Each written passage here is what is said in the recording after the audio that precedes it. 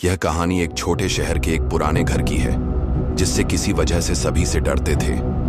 घर को लेकर तरह तरह की अफवाहें थीं, लेकिन इनमें से एक बात बिल्कुल सच थी। रात को घर में अजनबी आवाजें आती थीं।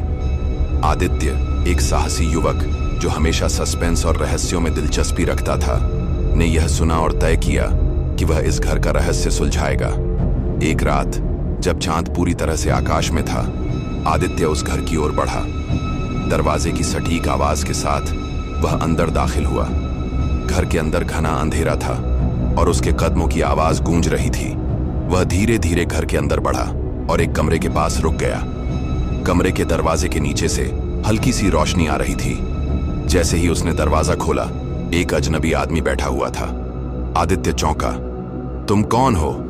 आदमी हंसते हुए बोला। तुम मेरे साथ रहोगे? आदित्य ने झिझकते हुए कहा। तुम कौन हो और यहां क्या कर रहे हो?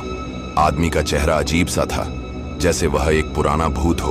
तभी अचानक कमरे में सन्नाटा छा गया और दरवाजे के बाहर किसी के कदमों की आवाज सुनाई दी। आदित्य डरते हुए पलटकर देखा, लेकिन वहां कोई नहीं था।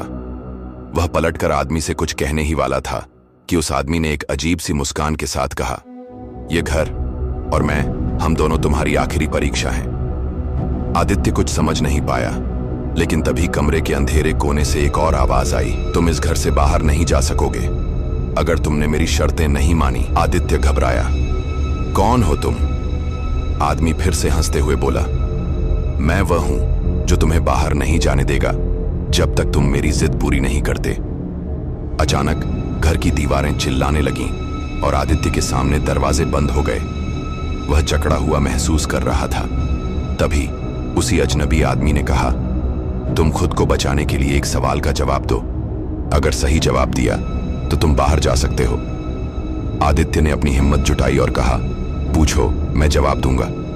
आदमी ने कहा, अगर तुम मुझे देख रहे हो तो तुम कौन हो? आदित्य ने एक पल सोचा, फिर कहा, मैं वही हूं जो इस घर के रहस्यों को सुलझाने आया था।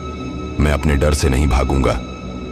तुरंत आदमी गायब हो गया और घर की दीवारें फिर से शांत हो गईं। दरवाजा खुला और आदित्य बाहर आ गया, लेकिन जैसे ही वह बाहर निकला, वह महसूस करता है कि वह अब इस दुनिया में नहीं था, बल्कि वह उस अजनबी आदमी का हिस्सा बन चुका था। कहानी का ट्विस्ट था कि आदित्य उस अजनबी की जगह ले चुका था और अब वह खुद एक अजनबी बन चुका था, जो रात के समय उस पुराने घर में किसी नए शिकार का इंतजार कर रहा था।